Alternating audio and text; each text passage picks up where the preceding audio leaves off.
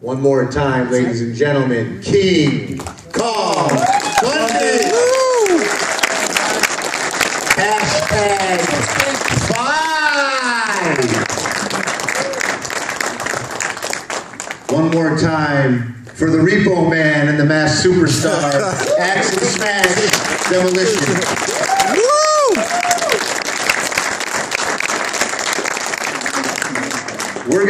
We're gonna get situated here for a brief Q&A. We're gonna open it up to some questions. Hopefully they're intelligent. If you have a stupid question, ask yourself, should I ask this question? If you have to ask yourself, it's probably a stupid question. And remember, there are stupid questions and they derive from stupid people. So, with that said, if anybody has questions for Axe, Smash, King Kong Bundy, myself, David Hero, the other guy with the hat. Where's your hat? You lost your hat. I don't want to conflict with you. Damon? Damon, right? Demon. Yeah. Devon? Demon. Devon? Demon. Devon. Devon. Devon. Steven. I've seen you with Bubba Ray.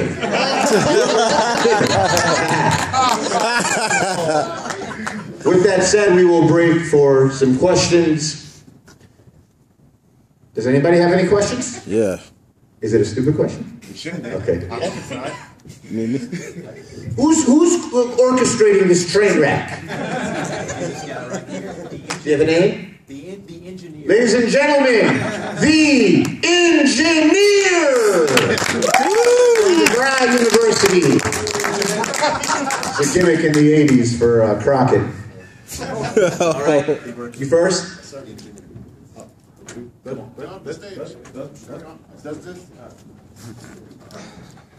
Who do we have here? My name is Rostafa. Rostafa. Nice to meet you, man. Wow. New guy, right? The new guy. You're exactly right. How long you been new guy? Oh, The new guy for about 1.5 years now. Is that accurate? Is that his question? That's one, all right. Thank you, Mustafa. Have a good night now. Thanks for not blowing the place up. I get that a lot. This is a question for Armando. It's actually sort of kind of a personal question. What was it like working with Eddie Umaga? And what is your greatest memory that you have of him, and how do you remember him? damn. That's like 4 questions, dude. God damn. One per customer. Do I even need a microphone? No. I think I got a pretty big mouth. So Ha To answer your question, Eddie Fatu, better known as the Samoan Bulldozer. Ooh, my God. He's a good dude. He's a good friend of mine. I enjoyed working with him. We did WrestleMania in Ford Field, Detroit. 80,000 people. We did the Battle of the Billionaires with Donald Trump and Vince McMahon. And what a lot of people don't know is he was a very generous person with a big heart. He loved his family. He talked about his kids all the time. And he would have given you the shirt off of his back. And I miss him, and I love him. Rest in peace, Eddie Fatu.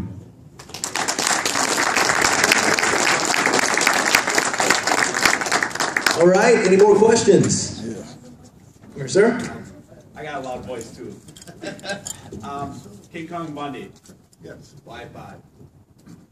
You know, Bill Watts, when I was working for him down in Louisiana, we didn't want any, plus, in my promos, I've said this about 8 million times. Clearly, son, you weren't watching. But I didn't want somebody, you know, some weasel like any of these 3 guys getting beat by King Kong Bundy and saying they got to quit now. The extra 4 and 5 made them know they were beat. And beat by a better man. Thinking of a main event anywhere in the world. Me against the 3 of you. All 3 in the ring at the same time. You'd have to get some more. No, you'd have to get a few more guys to make it believable. Wouldn't last very long against any one of you. Yeah, that's why. But Bill Watts. All right, you sir. Yeah, so what are your thoughts about today's current WWE, the PG format, compared to what you guys were back in your days? Who's that directed to, sir? Oh, to 04. You know, I always said when I was young, you see a lot of stuff in your I always hated those old guys that were knocking the business as it was now. And I always said I wasn't going to become one of them. But I have. I don't know. I watch wrestling. It just seems to me, and I'm not running anybody down. The guys, they work hard and they're doing great. But it just seems to me that there's so much similarity between the wrestlers. Everybody kind of looks alike. Yep. I mean, all jacked up with tattoos. What is with the tattoo craze? I mean, I could see a little rose or something. Yeah, I know, brother. I don't get it, personally. You know what I mean? But I don't even mind, because you're not a bad-looking guy. You're in decent shape. But I hate some fat bastard like me looks in the mirror and says, what should I do to improve my appearance? A couple squat thrusts? Maybe have a salad? No, I'll get a big battleship across my chest. And when my tits bounce, it'll be like a flag waving. I think the guys look too generic. Is there an Iron Sheik? Oh, no. Today, I mean, is somebody similar? They got rid of him. Volkov? They got rid of him. This is a controversial character now. We the People with Zach and Magnum T. What was that? Jack Swagger and Zach Copeland. I think that's his name. Magnum TA.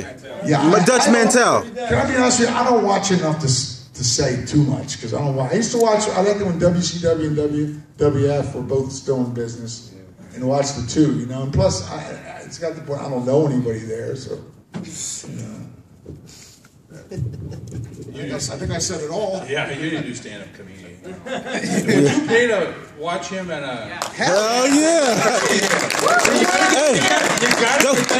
have you been? Every show. Don't forget his shoot DVD. I was telling the guys about, I did some stand-up for a while till my foot totally went to mush. And you'd go out there and it'd be 75, 100 people, and the announcer would say, "Are there any pro wrestling fans here tonight?" Nothing. You could have heard a mouse fart 2 towns over. There was nothing. There was no professional wrestling fans. And it wasn't always like that. There's always, if you had 100 people, you'd always have some wrestling fans. So I blame everything on you guys for not talking to more people and bringing the business back up. Lazy bastard. So what was the question again? Blame Vince McMahon. What do you think? The current PG format the WWE had compared to what you guys were back in your wrestling days. Well, I think it's wrestling just like anything else. It's changed with the times. And Only PG? well, we were PG, but No, y'all it's wasn't. a whole different. Y'all wasn't PG. But now it's a whole different crowd. It's all about PG. I'm gonna cut it off right now. I'm a fan. We're fans who of the you hell guys. is You this? know why? Why? I'll tell you right now. The bad. face paint, Drugs the are bad. raw necessary that you guys proved up. I'm a fan of every single one of you in here. And guess what? It's not scripted. I am who I am. And guess what? I love every single one of every wrestling fan in here. Why? Because we are all fans of you guys. You perform a beautiful soap opera and a beautiful wrestling stage for us. Who are you?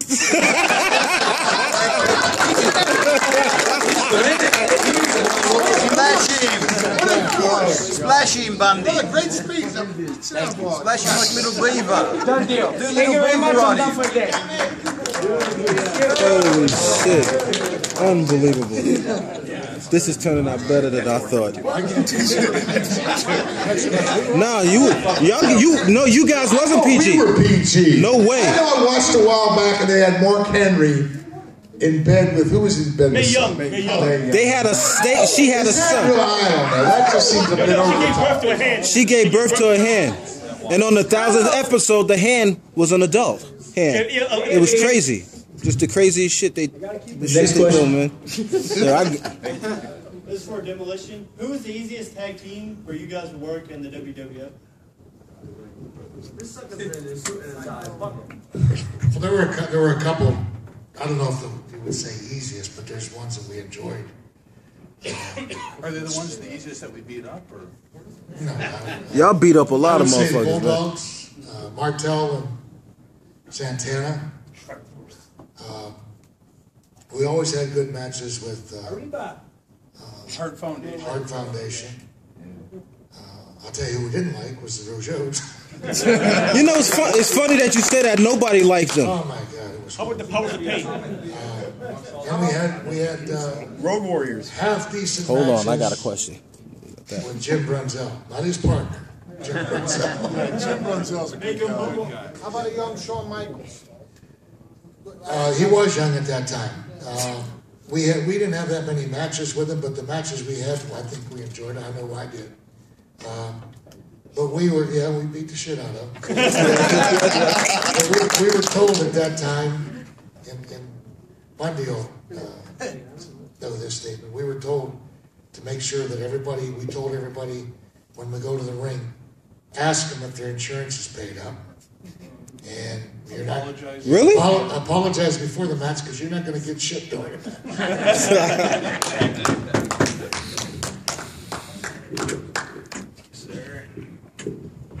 All right, who do we have now? Come on down, sir.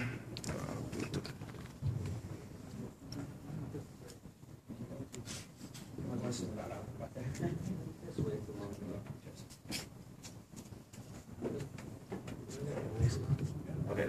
Hey guys. Basically, my question is to Demolition. I was a huge fan of Demolition, Axe and Smash. When Crush came in, I really felt the team suffered. Was that Axe? You decided after Survivor Series 1990, you were gone. Was that your own decision, or was that health enforced? And then to Smash, after WrestleMania 7 against the Japanese wrestlers, did WWE feel that Demolition weren't as good without Axe, and that's why it ended, or was that a personal choice?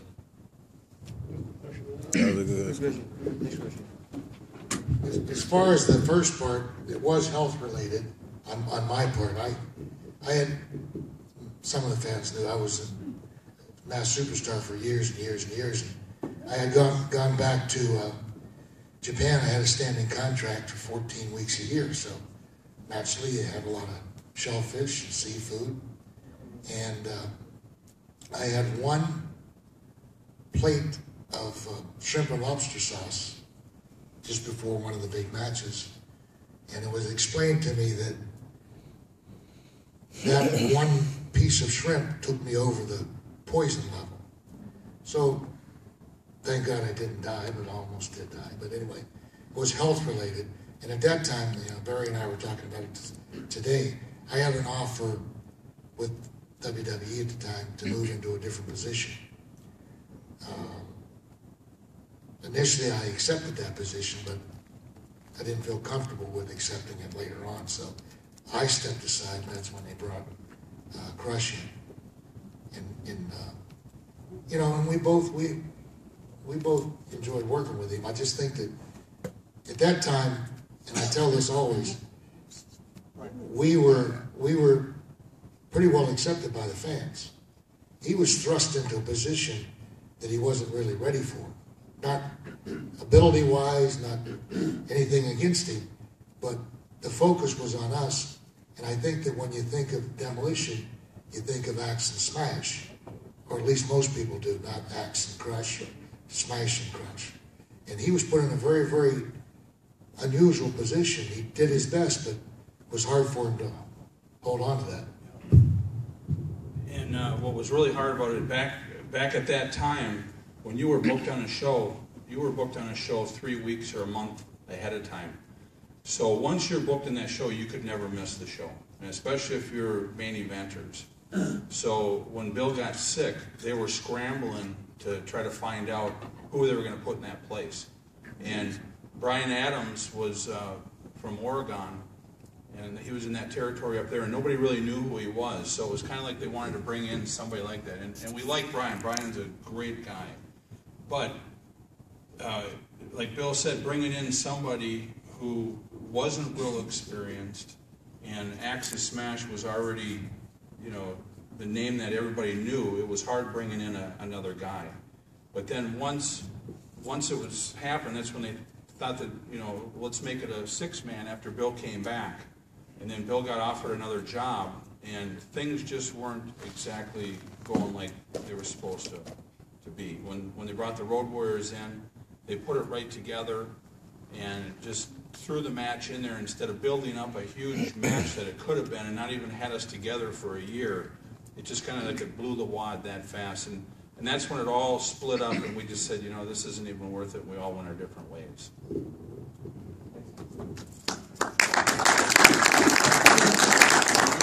We had somebody from over here, I believe. Yeah. You sit on the front row. Yeah. This is for Demolition. How does it feel to know that when y'all came in after Legion of Doom? How would you compare to yourself to Legion of Doom, since people always have a comparison, Legion of Doom, Axe and Smash? From what I read, they said that when Legion of Doom left, you guys was supposed to take their place, and y'all was just supposed to be a replica, but y'all turned out to be better wrestlers.